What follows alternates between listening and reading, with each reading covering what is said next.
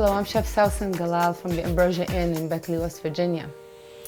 Today I wanted to discuss with you one of my favorite things, which are roasted vegetables.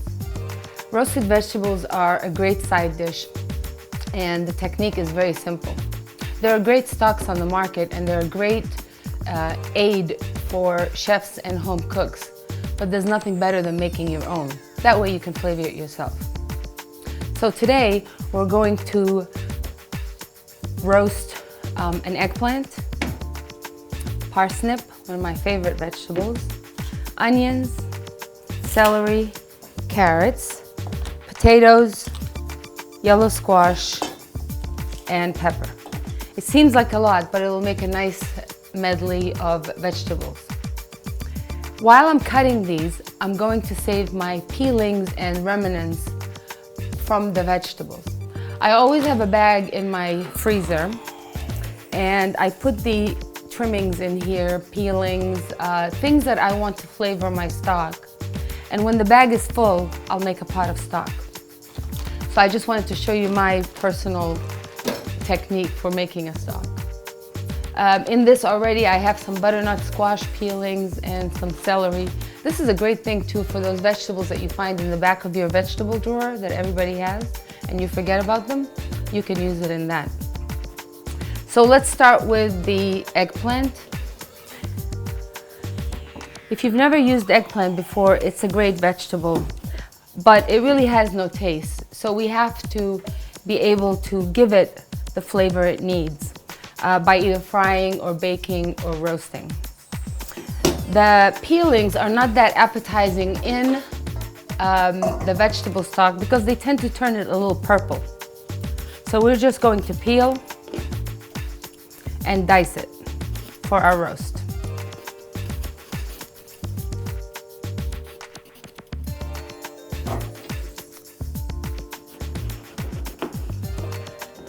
And when you're slicing any vegetable to roast, you want to make sure that the size will be able to take that high heat because we're going to roast it on 425 or 450. If you make them too thin, they'll burn quickly. So I'm just going to slice them lengthwise and then sort of a cube.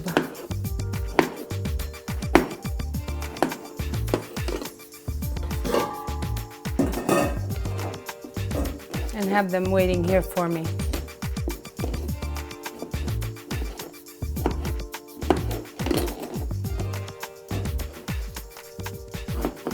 Like I said, the size is important in relevance to its other properties. If something is too high in sugars, it'll burn quickly. So you want to make sure that it has a little bit of time in the oven. So here's the eggplant. Now the parsnip.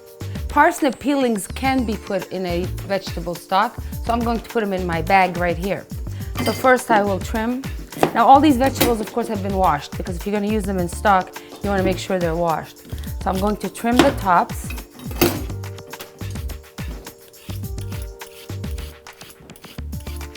Peel the vegetables.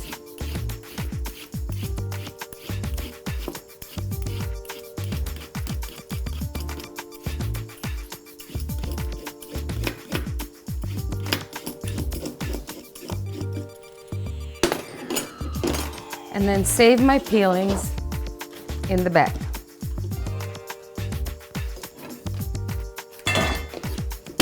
Now we'll cut the parsnip. Whenever you're cutting a very dense vegetable or item, you want to make sure it's stable on the cutting board so you don't hurt yourself. So the best thing to do is cut a little slit in the stock pot so it can sit without moving. So if it sits like this, it's a lot more stable. So we're going to cut them in a circular motion like this. And we'll put them in another pot because they're not the same consistency as these. So we're going to stabilize the cut.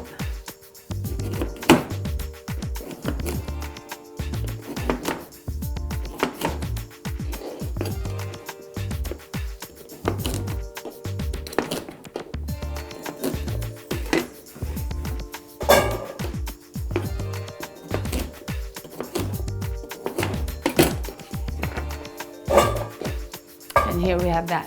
Now, similar in density to the parsnip are potatoes and carrots. So we'll do the same thing we did with the potatoes as we did with the parsnip. Red potatoes you really don't have to peel, but if you'd like to peel them, the peelings will go in here.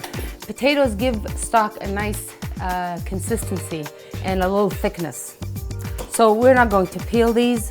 So again, I'm going to stabilize it.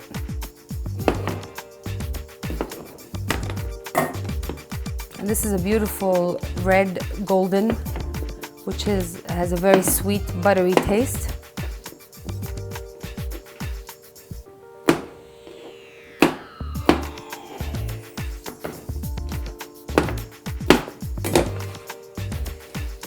And these can go in with the parsnips.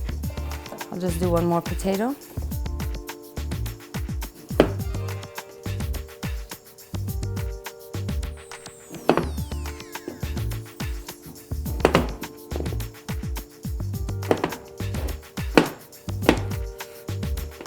So the carrots also, the peelings.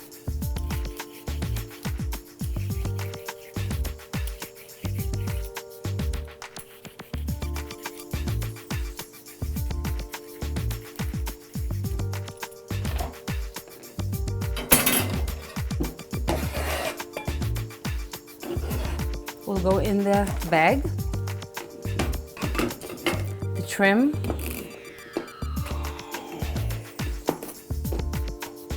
And then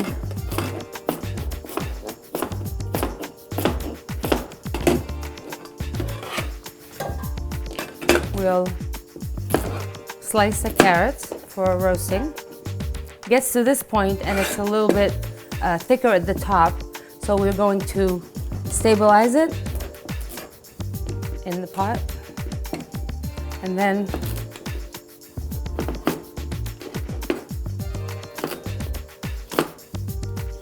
dice them. So now you have a nice selection of vegetables that can be roasted as far as root vegetables are concerned. Now, squash and zucchini are the same consistency as the eggplant, so I can put them in there. Now for these, I will peel them, or you don't have to, but you can. I'm gonna put the trimmings in here, and I'm gonna slice them, put them with the eggplant.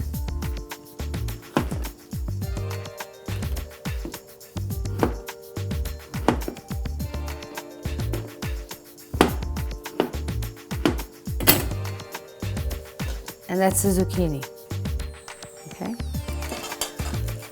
So these are going to be our roasted vegetables. What we'll do is, it's a very simple technique. Olive oil for flavor, but you can use any other oil you like.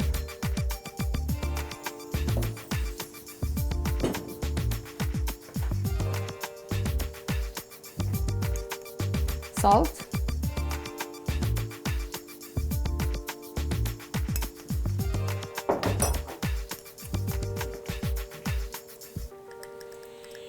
Pepper.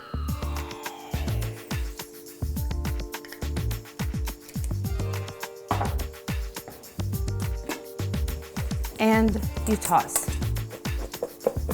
You can put other flavorings in there.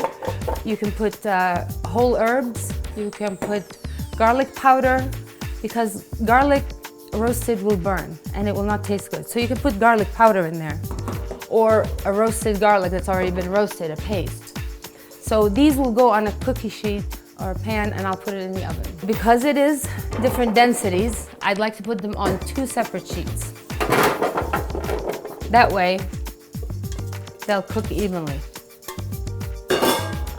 Parsnip, potatoes, and carrots are here.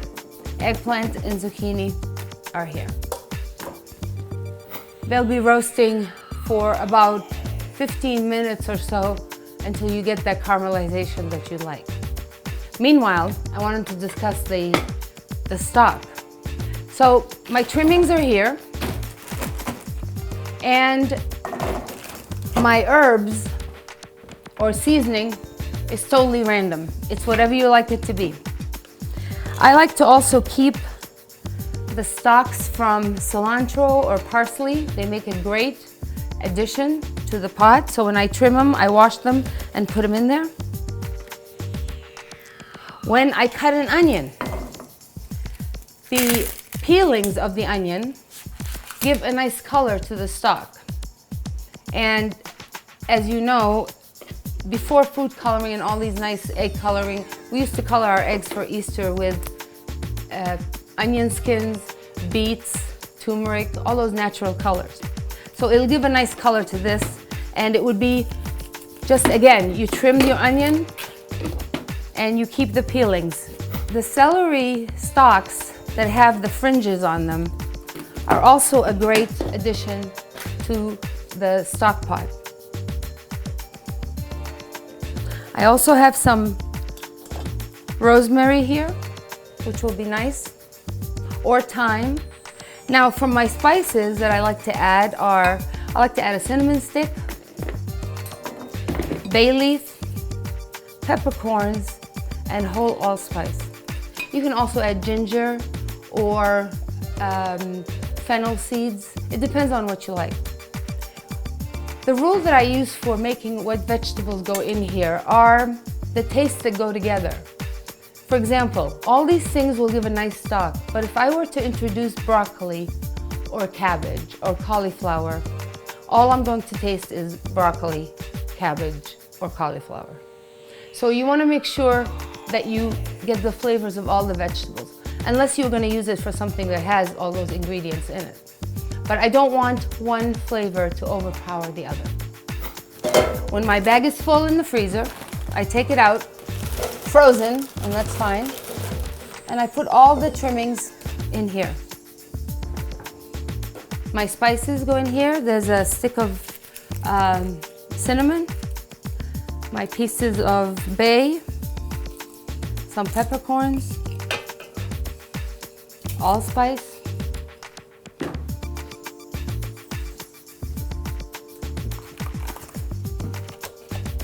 a sprig of two or thyme, and then we add water. So your stock will boil right here and all these flavors will give you a beautiful, flavorful stock. Let it come to a boil and then reduce the heat and let it simmer. And taste it until you get the taste of the stock you like. Mine usually takes about an hour and a half. But do not add salt while it's cooking. This is where you control the amount of sodium that goes into a dish. You can let it settle, let it get the taste you want, and then sprinkle a little salt and taste it. But if you put salt from the beginning, it's going to reduce and become a very salty dish. After you strain the stock, you have a finished product that can be frozen and kept in your freezer to use in place of even chicken stock because it is so flavorful.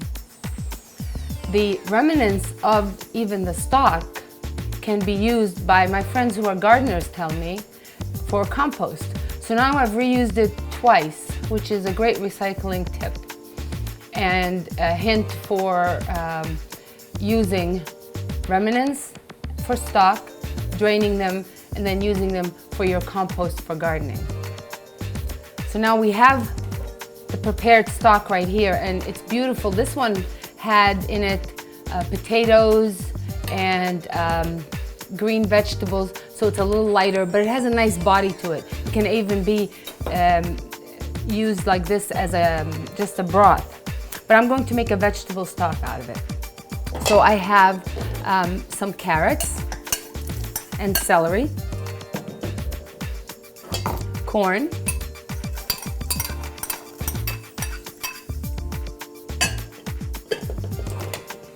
peas, and green beans. And this is totally a decision that you can make whatever you like to put in it.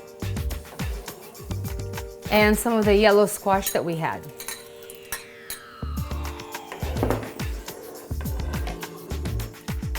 Now at this point, you can season with salt and pepper because remember we haven't put anything in it. So we will put a tiny bit of salt in there and let it cook the vegetables, and then we'll taste it again to see what it is we want to put in. A little bit of pepper.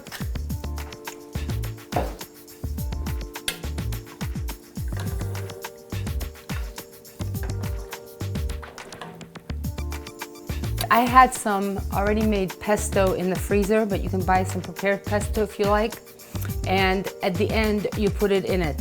Pesto is basil, garlic, cheese, and walnuts or pine nuts ground up. So this is from my summer basil, and I think it'll add a nice addition to the vegetables at the end. You can also add some rice or pasta. The whole base is good. So if the stock is good, you really can make any soup you like with it. Let's get back to our roasted vegetables. On the bottom here we have the parsnip, carrots, and potatoes. And as you see, I'm turning them over and they're getting nice and toasty on the underside. And they're almost done. On the top here, I have the eggplant and the zucchini, and they're definitely done. And this is why I wanted to do them on separate sheets, because this has much more water content and it would have burned by the time this and this were done. So I'll take them out. So the vegetables have been roasted and I'm going to mix them. Now you can mix them together.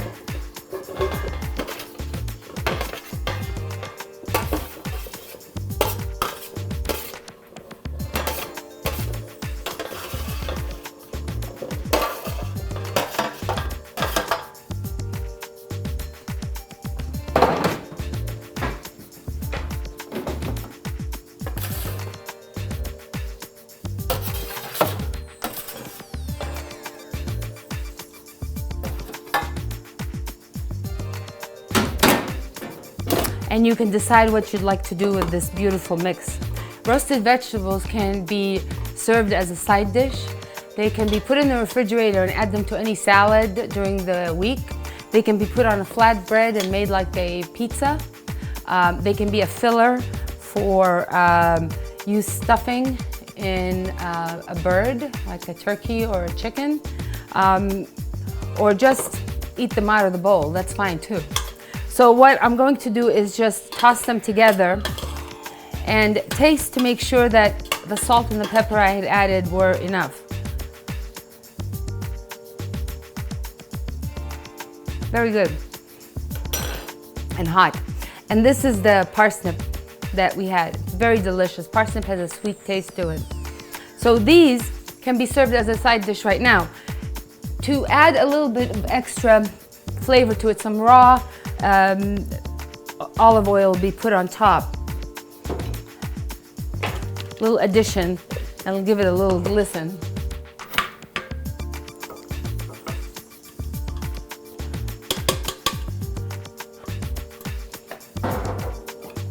See how beautiful they look.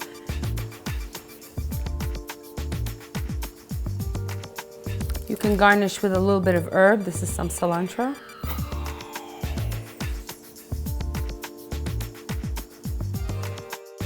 The vegetables I put in there are nice and tender, and now they're ready for the final seasoning, which is the pesto.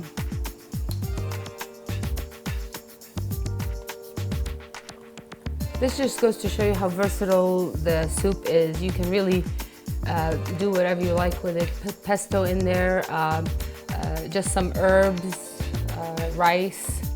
It really doesn't matter. And after we've put the pesto in, the soup is ready to serve. The beauty of it also is if you make a big pot of this, you can eat it today, the rest of the week, or you can freeze it for future use. So if you're going to make a mess in the kitchen, you better make more. So to recap what we did today, we roasted some vegetables, and in trimming them and getting them ready for roasting, we used all the byproducts to make a beautiful vegetable stock. And from that, we have a vegetable soup that's ready to eat. I hope you enjoy it, and I hope you try the vegetable stock at your house. Thank you, and see you next time.